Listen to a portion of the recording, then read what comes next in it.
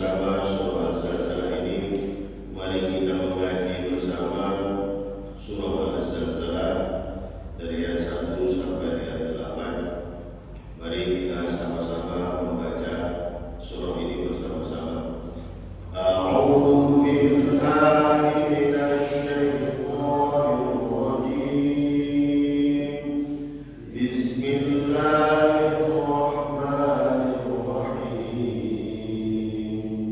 Idza zulzilatil ardu zilzalaha wa akhrajatil ardu athqalaha wa qala al-insanu ma laha yawma idhin tuhaddithu akhbaraha bi anna rabbaka awha laha yawma idhin yasdurun nasu ashtatan liyuraw a'malahum faman ya'mal mithqala dharratin khayran yarah ومن يعمل مثقال ذرة شرا يره صدق الله العظيم. Hadirin yang dimuliakan Allah, di dalam surah Al-Zalzalah yang artinya guncangan adalah rangkaian surat dari surat-surat sebelumnya yang membahas tentang bagaimana keadaan dan kondisi ketika hari kiamat. Sebelumnya kita sudah membahas tentang Al-Qari'ah, dan di pertemuan terakhir kita membahas tentang Al-Adiyah, dan sekarang kita membahas tentang Al-Zalzalah. Tiga rangkaian surat ini adalah peringatan kepada kita agar terus mengingat bahwasannya kita semuanya akan menghadapi hari kiamat. Walaupun mungkin suasana kiamat yang dahsyat itu kita tidak temui, karena itu adalah kiamat kubro, tetapi kita mempunyai kiamat kita masing-masing, yaitu kiamat sugro, yaitu kematian kita.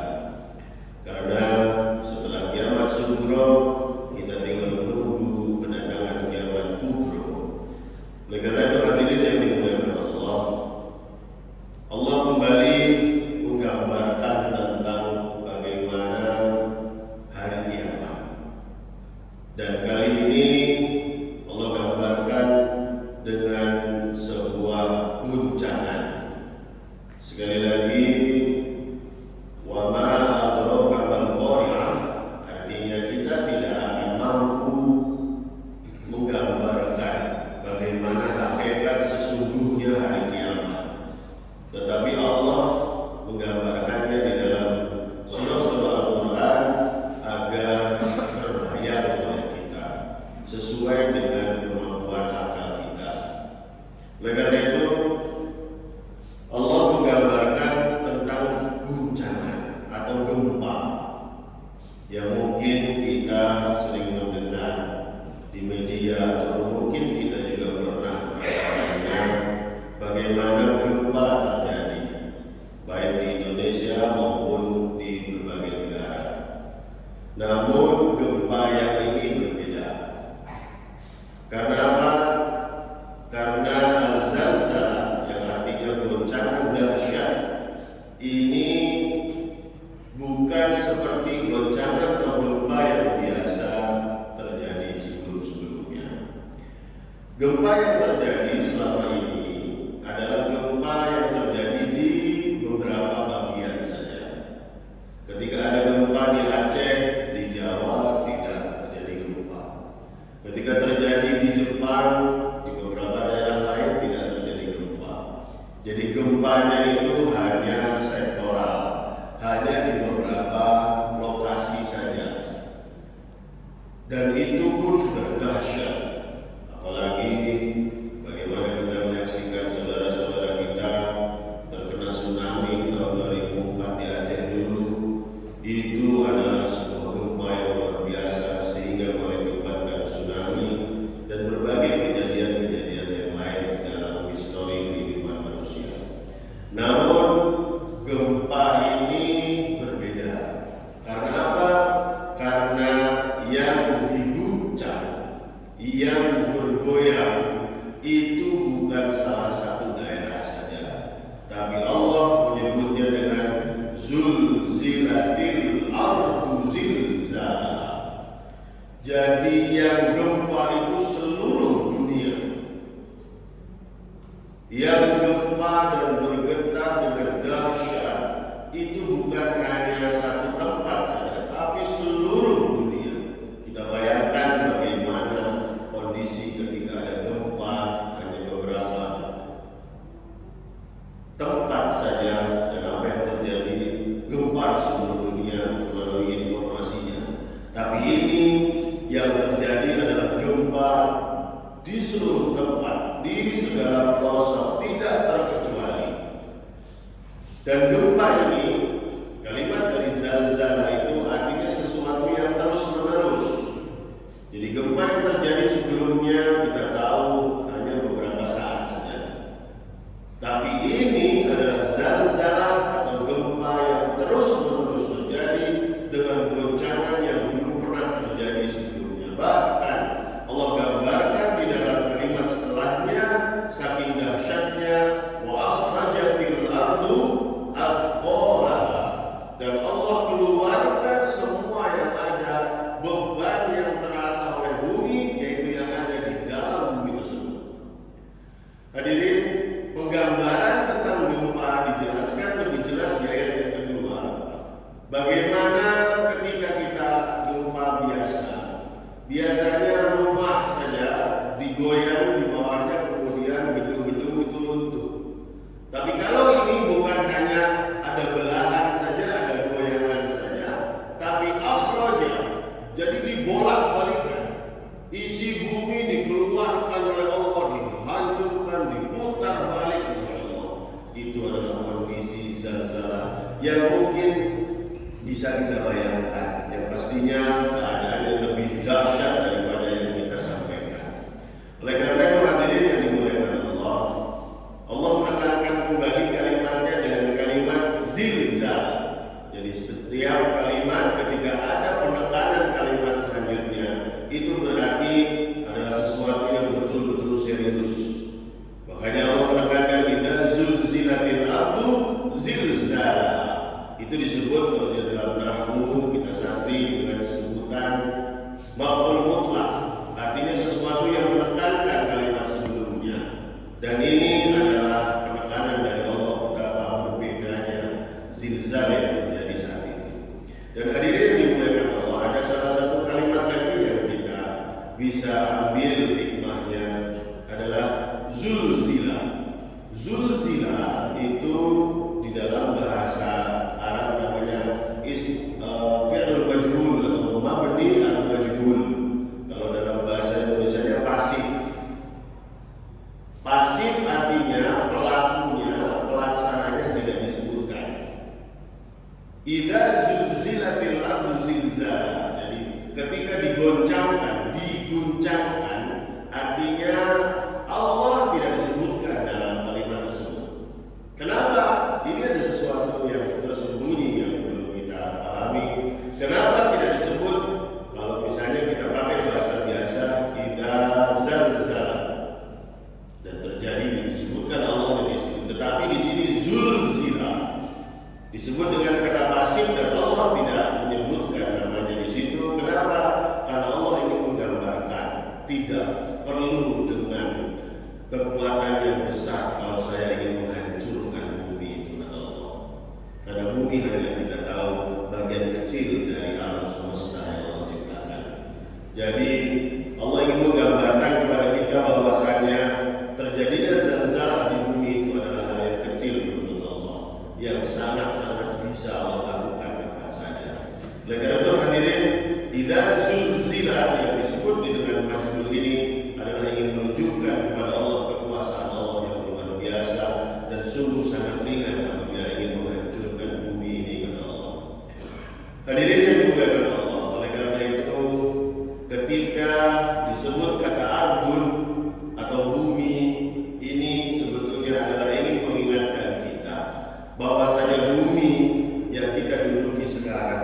ini adalah tempat di mana nanti dia akan bersaksi. Bumi ini, ketika kita sujud di atas tanah bumi ini kita harus mengingat bahwasanya bumi inilah yang akan menjadi saksi kita nanti.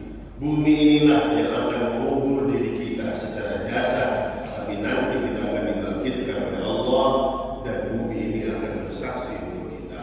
Oleh karena itu Allah menyebutkan wa akhrajatil ardu athqalaha. Athqal itu ada dua makna. Yang pertama, athqal artinya beban. Beban yang sangat berat. Apa beban yang sangat berat yang dikeluarkan oleh bumi ini? Seperti yang disebutkan bahwasannya beban berat bumi, karena bumi adalah makhluk Allah yang taat. Jadi makhluk-makhluk Allah ini selain manusia kata Allah taat. Seperti yang disampaikan di dalam surah Al-Insyiqaq, wa adinat li rabbiha wa huqqat. Wa adinat li rabbiha wa huqqat. Salah satu dari ayat yang ingin Allah tunjukkan kepada kita bahwasannya adina. Adina itu artinya taat. Dari kalimat udhun yang artinya menaati, mendengar dan melaksanakan. Wa adinat li rabbiha, semua makhluk bumi, langit semuanya taat kepada Allah. Wa huqqat, dan memang itu seharusnya. Ketaatan bumi ini sebetulnya ingin bumi ini agar beban dirinya ini dilepas sejak lama sebetulnya. Apa bebannya? Bebannya adalah bumi ini melihat bagaimana manusia kata Allah betul-betul mengingkari bagaimana manusia berdosa di atas bumi ini, kata bumi. Jadi bumi ini merasa bahwasannya manusia-manusia yang lupa kepada Allah, yang tidak ibadah kepada Allah adalah beban berat. Makanya disebutkan wa akhrajatil ardu athqalaha. Maka dikeluarkanlah bebannya. Beban itu adalah beban manusia-manusia yang melakukan dosa. Ada pendapat yang kedua, athqal ini adalah apa yang ada di dalam bumi ini. Jadi hadirin yang dimuliakan Allah, apa saja yang ada di bumi ini akan dikeluarkan pada saat itu. Hadirin, kita tahu manusia hidup sebetulnya banyak mengambil dari apa yang ada di dalam bumi. Minyak, batu bara, emas, logam-logam, semuanya itu semuanya kata Allah akan dimunculkan, dikeluarkan semuanya. Tapi yang terjadi dulu ketika kita sekarang kita begitu luar biasa mencari emas sampai ke bawah, sampai ke dalam tanah, tapi saat itu sebetulnya Allah keluarkan semuanya. Semua batu zamrud, semua batu yang indah-indah, emas, semuanya dikeluarkan oleh Allah dari bumi ini. Tapi apa yang terjadi? Tidak ada yang peduli. Karena apa? Karena kita bangsa. Kita tahu ketika kita gempa saja, orang yang ada di bangunan akan keluar, lupa tentang bangunan yang dia bangun. Dia lebih baik keluar dari bangunan tersebut. Karena apa? Saking terjadinya gempa. Oleh karena itu hadirin yang dimuliakan Allah, ini ingin menggambarkan kepada kita bagaimana keadaan saat itu sungguh luar biasa. Namun apa yang terjadi? Wa qala al-insanu ma. Tapi ternyata ada orang-orang yang karena dari dulunya dia itu tidak ingat kepada hari kiamat. Dia sering melupakan hari kiamat. Apa kata mereka? Ada apa ini? Jadi sudah terjadi hal sebesar itu masih ada apa? Karena apa? Karena hati mereka tertutup untuk mengingat yang namanya hari kiamat, mengingat yang namanya kehidupan setelah dunia ini. Dan hadirin yang dimuliakan Allah, disebutkan di situ insan. Wa qala insan. Insan itu mufrad, satu orang. Kenapa? Karena tidak semuanya. Karena tidak semuanya yang Allah digambarkan. Tidak semua manusia akan mengatakan malah ini. Yang mengatakan malah ini adalah orang-orang yang memang dia terus melupakan hari kiamat. Bagi sebagian orang yang ingat tentang hari kiamat dan dia mempersiapkan kehidupan hari setelah dunia ini, mereka akan tahu bahwasanya inilah yang dijanjikan Allah. Oleh karena itu, insan yang disebutkan di dalam ayat ini menggambarkan juga kepada kita bahwasanya manusia saat itu terasa sendiri-sendiri, merasa dirinya itu tidak punya siapa-siapa. Dia tidak tahu mana anaknya, dia tidak tahu mana keluarganya, dia tidak tahu segala-galanya. Karena apa? Karena memang saat itu sungguh luar biasa. Ada dua pendapat menggambarkan tentang ayat yang ketiga ini. Ada yang menggambarkan tentang ketika kejadian goncangan, yaitu disebut sebagai peniupan sangkakala yang pertama. Tapi ada juga yang berpendapat bahwasanya ini adalah kejadian setelah semuanya mati, kemudian dihidupkan kembali, dan itu adalah sangkakala yang kedua.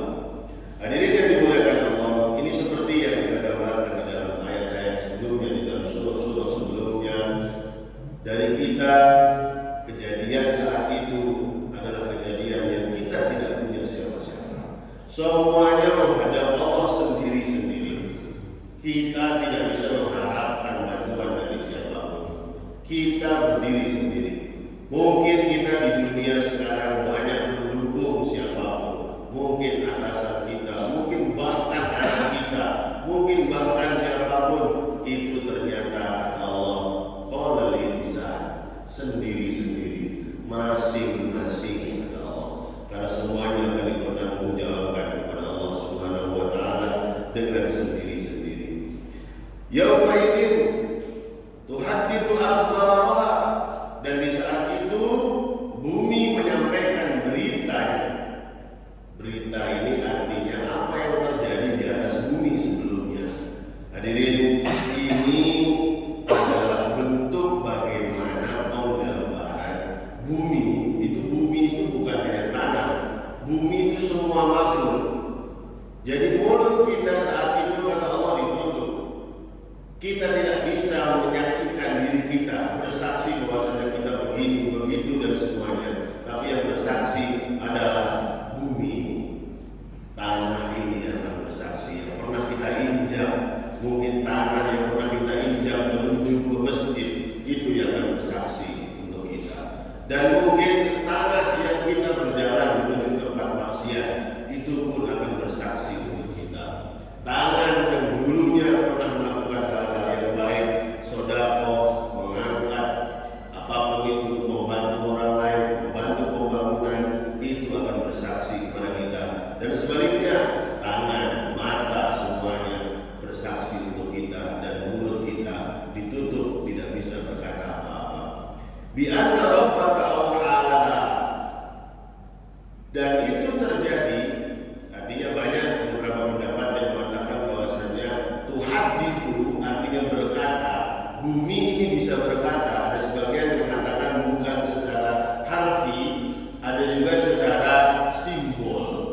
Jadi bumi ini bukan secara kita ngobrol sekarang dia berkata untuk bersaksi kepada kita, tapi ada simbol-simbol. Tapi kalau dilihat dari ayat yang kelima, bi anna rabbaka awhalaha, karena sesungguhnya Tuhanmu telah memerintahkan yang demikian itu kepadanya. Artinya memang kemungkinan besar bumi akan berkata seperti kita ini. Dia akan berkata, pohon akan berkata, semua batuan yang menyaksikan kita bertasbih, bumi akan berkata untuk menyaksikan bagaimana amalan kita. Oleh karena itu hadirin yang dimuliakan Allah, ini adalah bentuk bagaimana kita harus banyak melakukan kebaikan di berbagai tempat. Makanya ada yang disunahkan sholat sunnah berpindah dari tempat sholat fardunya, itu adalah salah satu ikhtiar agar tempat yang kita pijak itu akan menjadi saksi buat kita. Termasuk masjid ini insya Allah akan menjadi saksi baik buat kita semuanya. Para imam, para muadzin, para jamaah, ini insya Allah akan bersaksi buat kita semuanya. Sehingga kita moga-moga menjadi hamba Allah yang masuk di dalam rahmat Allah dan kita masuk surga Allah. Amin. Amin ya rabbal alamin. Yauma idzin yasdurun nas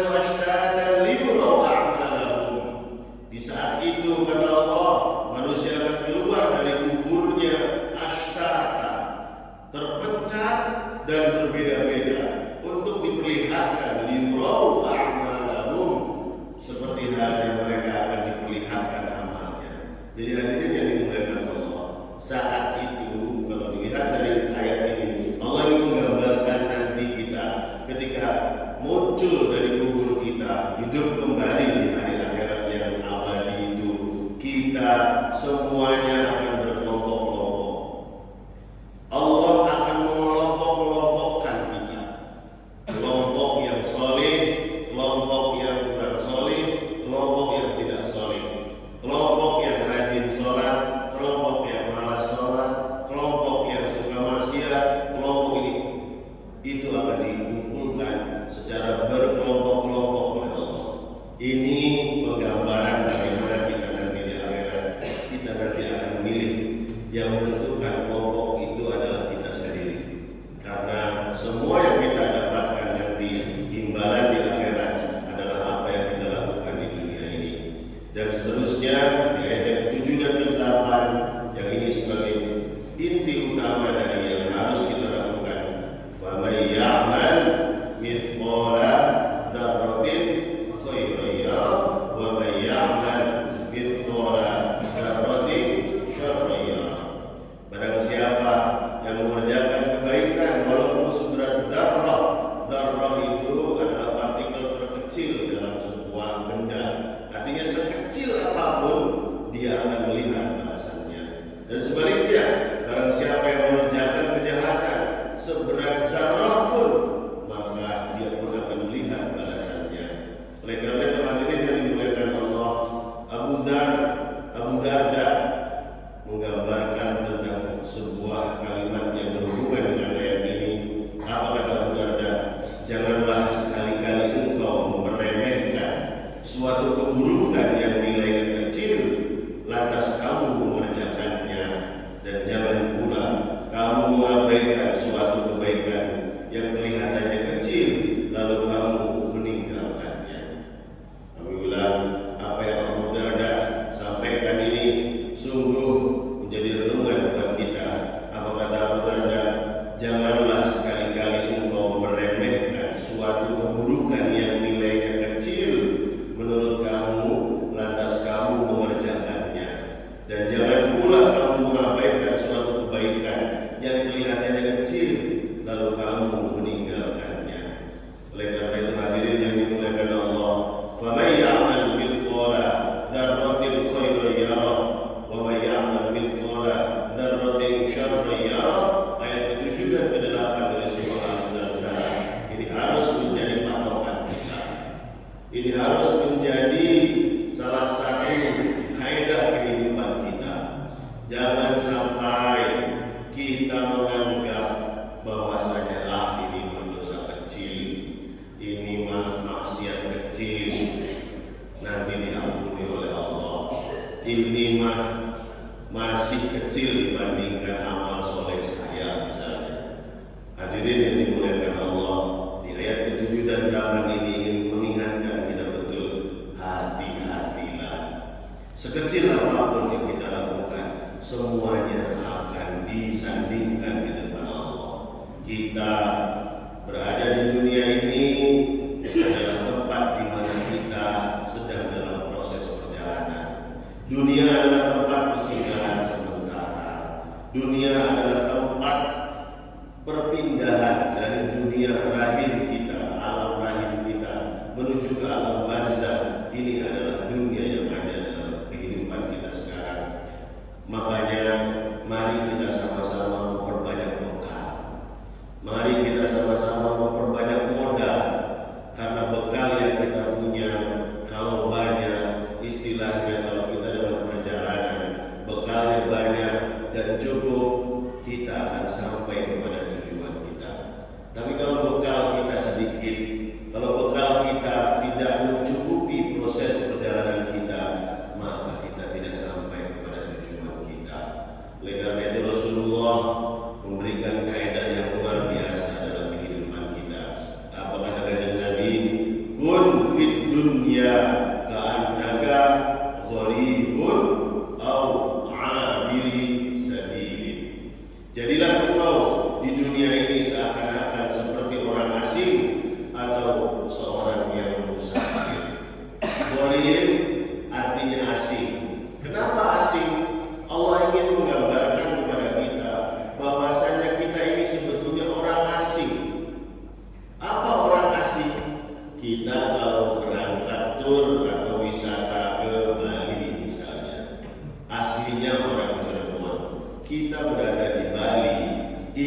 kita tidak selamanya di Bali. Disitulah kita sedang menjadi orang asing di Bali. Kita akan kembali ke Cirebon. Kita pergi ke Jakarta. Sementara kita ke Jakarta, sehari, 2 hari, atau seminggu, setelah itu kita kembali kepada kampung halaman kita Cirebon. Ataupun sebaliknya, kampung halaman kita berada di luar Cirebon. Di Cirebon ini kita hanya sementara, kemudian kita kembali ke kampung halaman kita yang asli. Oleh karena itu, kita ini sebetulnya adalah bukan di sini rumahnya, kalau bahasanya. Bukan di sini kembalinya kita. Rumah kita sesungguhnya itu adalah nanti di akhirat. Ini adalah tempat kita berjalan menuju akhirat. Oleh karena itu, kun fid dunya ka'annaka gharibun. Jadikan dunia ini bukan tempat tinggal kita sesungguhnya. Teruslah berpikir bahwasanya dunia ini adalah hanya sementara, seperti hanya kita jalan-jalan kemana. Ini adalah sementara. Bukti kita sudah merasakannya dari 0 tahun sampai 15 tahun, terus 30 tahun, terus 50 tahun, dan terus, dan akhirnya mungkin segera kita akan kembali kepada Allah. Itu adalah tanda karena kita memang sementara di sini. Selanjutnya hadirin, abiru sabilin, atau kita ini hidup seperti seorang musafir. Seperti yang saya sampaikan tadi, kita pergi ke sebuah tempat, kita sedang musafir, dan dunia ini sebetulnya kita sedang musafir, sedang dalam proses perjalanan menuju tempat yang kita tuju. Kita mempunyai tujuan tidak lain adalah menghadap Allah Subhanahu wa Ta'ala. Oleh karena itu, gunakan semua kemampuan kita, baik tangan kita, akal kita, mata kita, lisan kita, selain untuk kerja dalam hari-hari kita, maka gunakan untuk mempersiapkan diri menghadap Allah Subhanahu wa Ta'ala. Betul, kita mempunyai kewajiban menafkahi keluarga kita. Kita mempunyai kewajiban untuk menyekolahkan anak kita. Tapi harus ingat bahwasanya kita nanti akan menghadap Allah satu persatu. Jangan sampai kadang-kadang ada beberapa orang tua yang saking cintanya, dia mempersiapkan segala hal sebelum kematiannya. Untuk apa? Untuk mempersiapkan segala hal untuk anaknya. Sebelum dia mati, dia mempersiapkan rumah anaknya. Sebelum dia mati, dia mempersiapkan pabrik lah, atau perusahaan lah, semuanya untuk anaknya. Tapi sayangnya dia belum pernah umroh kadang-kadang. Dia belum pernah melakukan hal kebaikan, baik haji kadang-kadang pun tidak. Padahal hartanya banyak, tapi hartanya khusus hanya untuk keturunannya saja. Dia lupakan dirinya kadang-kadang. Oleh karena itu hadirin, betul, mendidik anak, memberikan fasilitas kepada anak, memberikan fasilitas kepada keturunan, kepada cucu kita adalah salah satu dari kewajiban kita. Tapi kita mempunyai kewajiban kita sendiri, yaitu kita akan menghadap Allah Subhanahu wa Ta'ala. Kadang-kadang kita khawatir anak kita nanti bagaimana hidupnya, tapi kita nggak khawatir bagaimana kehidupan kita nanti. Anak kita mempunyai rezeki masing-masing, insya Allah. Anak kita mempunyai kesempatannya masing-masing, insya Allah. Yang penting kita memberikan dia modal untuk hidup. Kita memberikan dia pendidikan yang terbaik untuk hidup. Setelah itu, moga-moga dia hidup dalam kemudahan. Jangan sampai ketika kita sudah posisi dalam kehidupan yang sudah betul-betul sepuh, tetapi kita masih memikirkan yang lain terus. Dana yang ada dalam diri kita digunakan untuk apa? Untuk anak-anak kita saja. Betul, itu baik, tapi yuk kita prioritaskan juga diri kita. Kalau mampu untuk umroh-lah, karena itu akan ngecas hati kita. Itu akan membuat diri kita akan lebih tenang, karena kita berada di tempat Rasulullah lahir, di tempat wahyu turun. Insya Allah itu akan dimudahkan dalam segalanya. Selanjutnya hadirin yang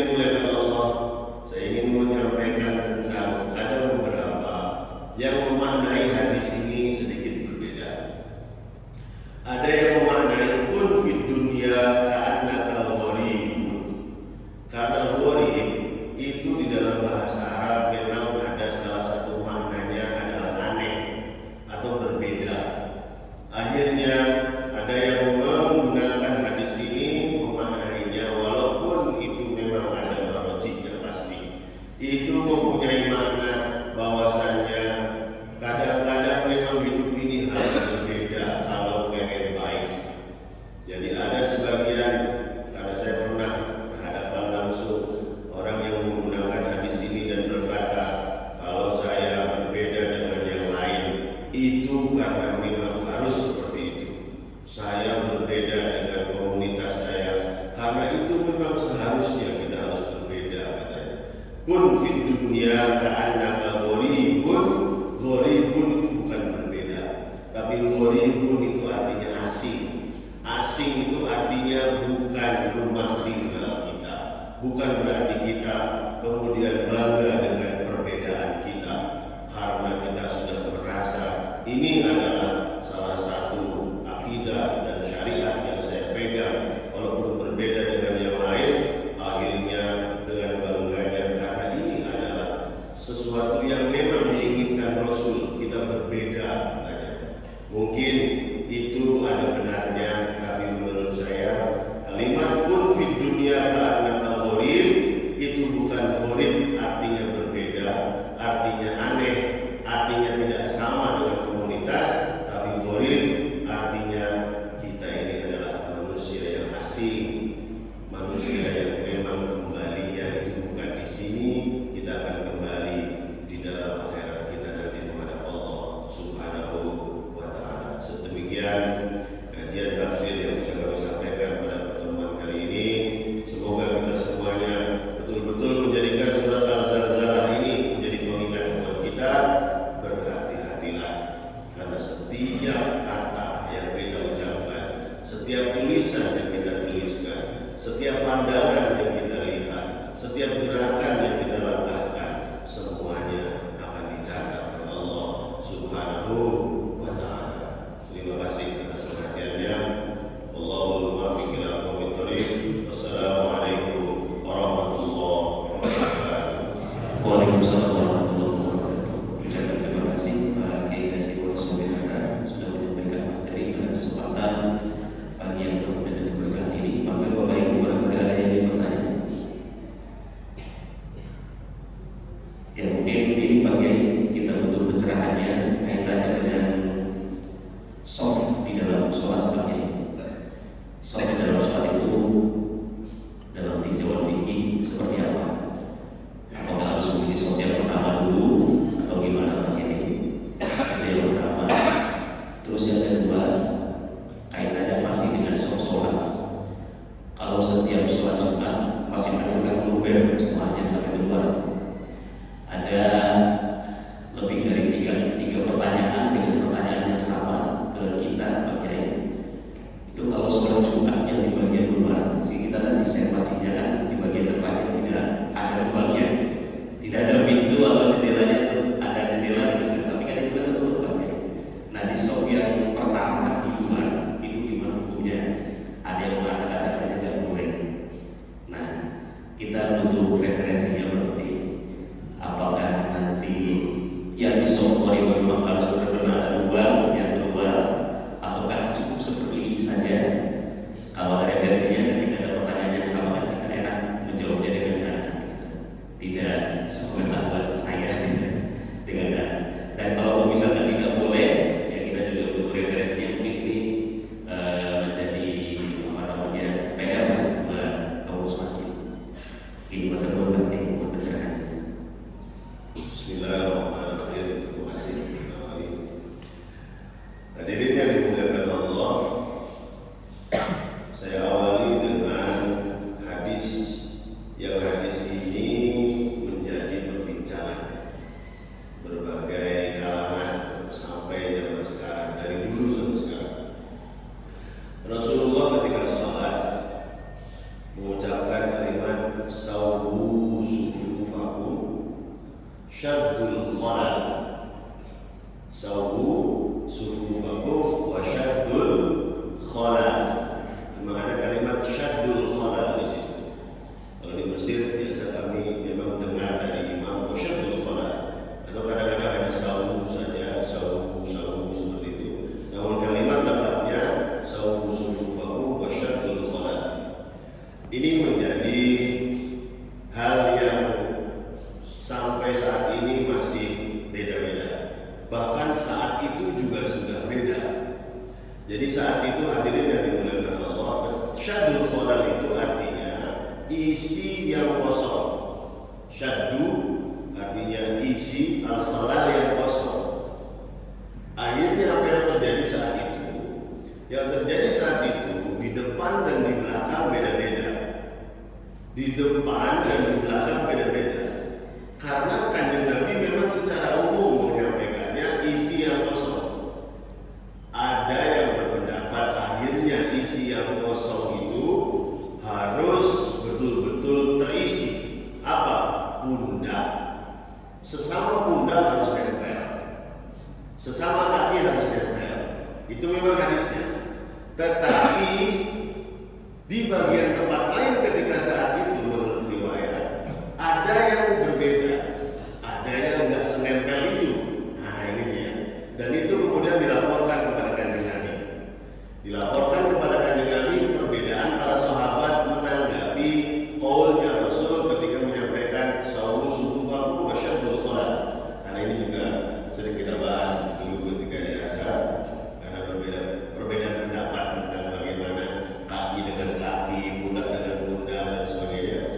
Dan memang di saat itu sudah beda-beda. Kemudian dilaporkan kepada Kanjeng Nabi. Kanjeng Nabi ternyata ini yang disebut dengan Qur'an Kanjeng Nabi. Kanjeng Nabi tidak jawab.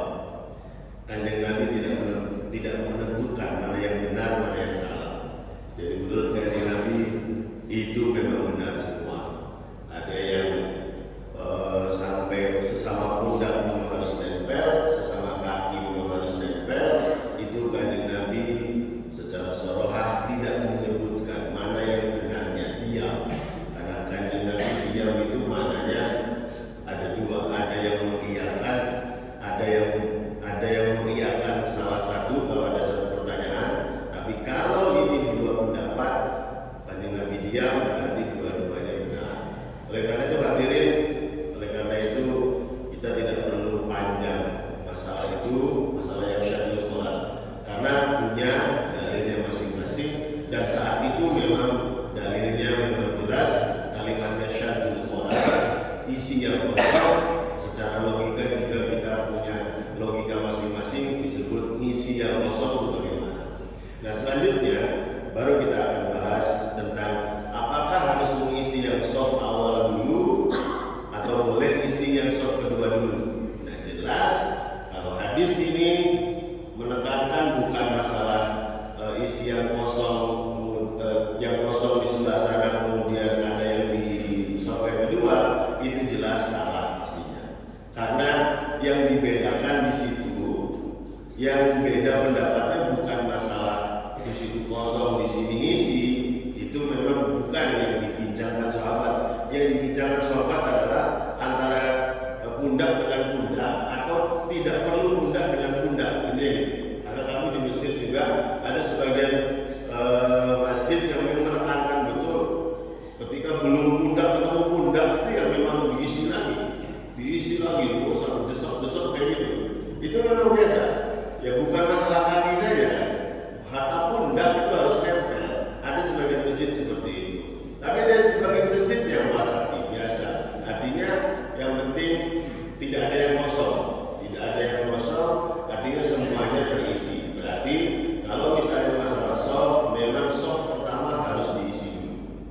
Memang ada hal yang exception, istisna, ada pengecualian. Bagaimana pengecualiannya? Ketika jamaahnya tinggal satu. Nah, ini dalam fikih kali ini. Ketika jamaahnya tinggal satu, jadi shaf pertamanya sudah penuh, tinggal satu orang. Nah ini ada beberapa pendapat. Tetap satu orang di situ. Ya, misalnya tinggal dua orang. Apakah dua orang ini bersama-sama di belakang, di shaf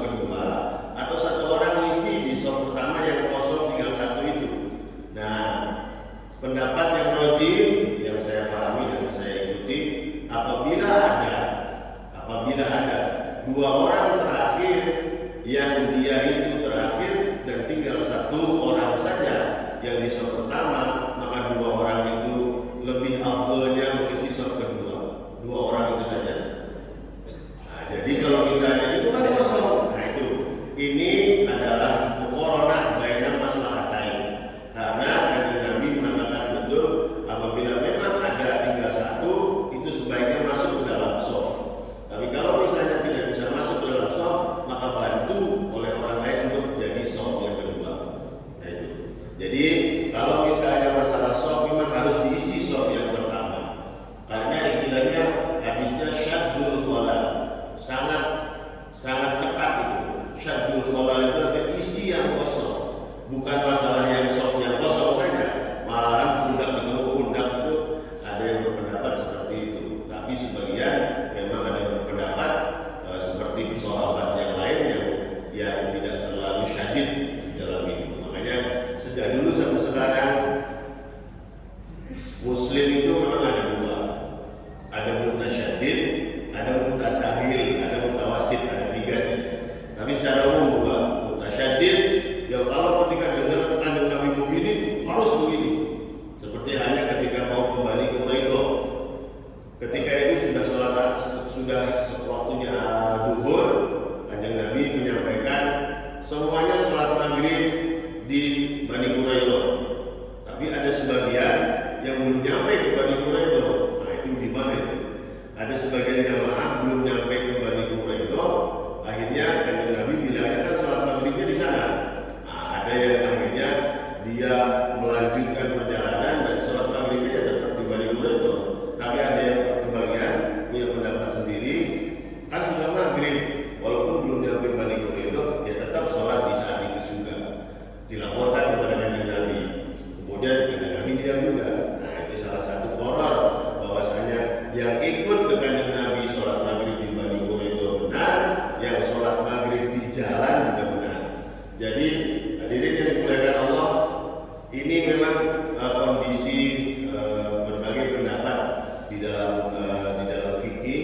Bagaimana ada yang mutasyaddid, ada yang mutasahil. Artinya tidak perlu kita lihat perbedaannya, kita selalu lihat persamaannya. Kalau kita selalu lihat perbedaannya sebetulnya sedikit dari persamaan yang sama di antara kita. Selanjutnya betul ini masalah soft di luar.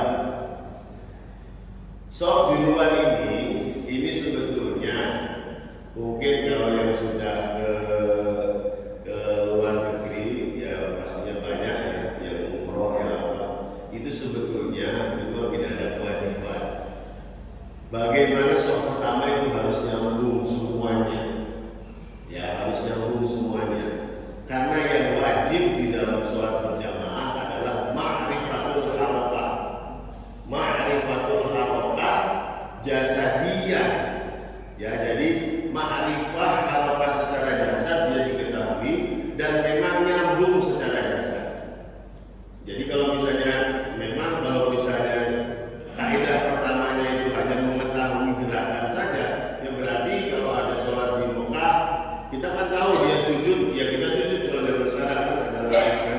Bukan, harus jasadian itu dalam satu tempat. Nah kalau misalnya satu soft yang pertama itu ada yang memang minta harus nyambung, ini mereka mempunyai kaidah bahwasannya soft yang pertama yang di luar itu disebut nyambung kalau dia itu soft pertamanya nyambung. Jadi yang di luar itu dianggap nyambung jamaahnya kalau soft yang pertamanya nyambung. Nah itu kaidah mereka nih. Jadi kaidah mereka menganggap bahwasanya kalau soft pertamanya nyambung, maka yang di luar itu dianggap nyambung. Kalau soft yang pertamanya tidak nyambung, maka yang di luar itu nggak nyambung. Pertanyaannya, apakah kaidah ini benar atau tidak? Bahwasanya soft yang di depan yang di luar itu harus nyambung, baru yang di luar semuanya nyambung. Kalau misalnya kaidah itu terjadi dan harus terjadi, kita punya masalah besar di berbagai masjid, di berbagai tempat, termasuk di Mesir, tempat kami kuliah, termasuk di Saudi, termasuk di Madinah, termasuk di berbagai tempat.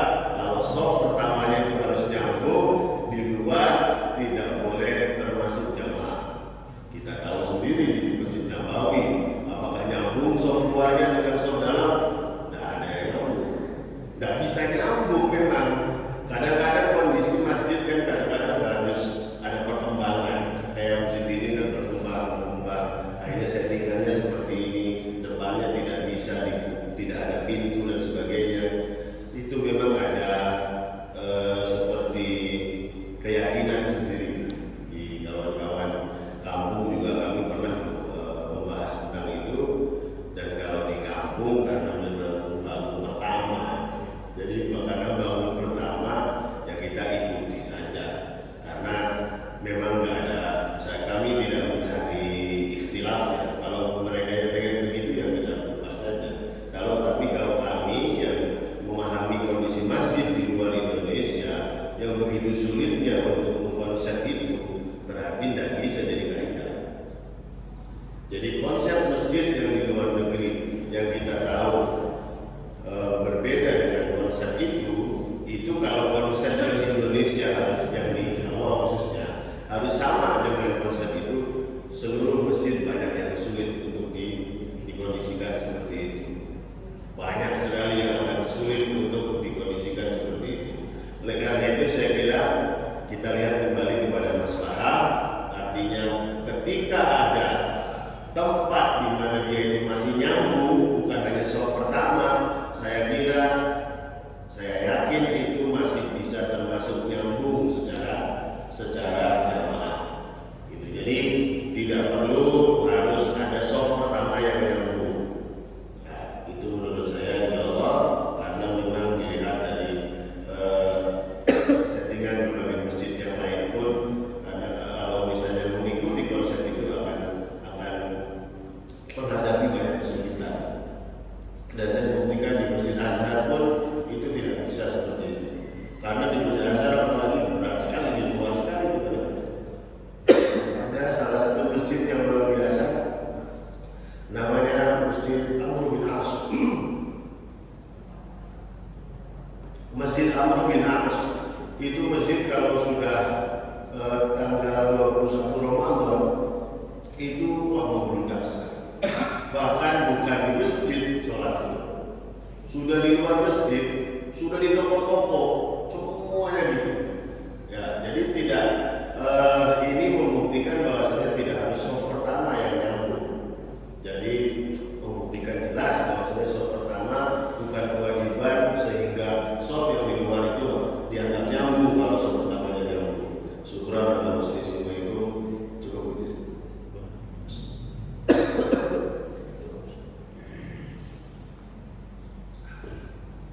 Terima kasih atas perhatiannya. Maaf apabila ada hal yang tidak berkenan, mari kita sama-sama berdoa. Allahumma shalli wa sallim wa barik ala sayyidina wa maulana Muhammad wa sallim wa radiyallahu ta'ala wa kullu sahabi Rasulillah ajma'in. Amin. Allahumma bi wafina wa yukafi mazida ya rabbana lakal hamdu kama yanbaghi li jalali wajhikal karim wa 'azimi sultanik.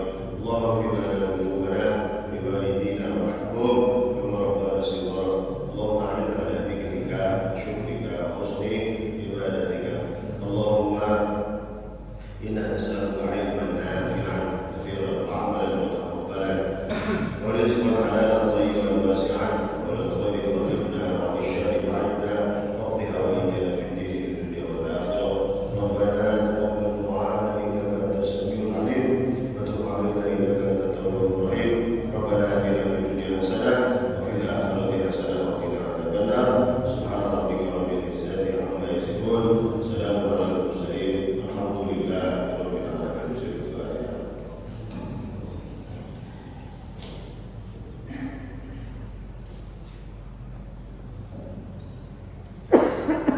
Baiklah hadirin yang berbahagia, alhamdulillah telah selesai kajian tafsir kita pada 11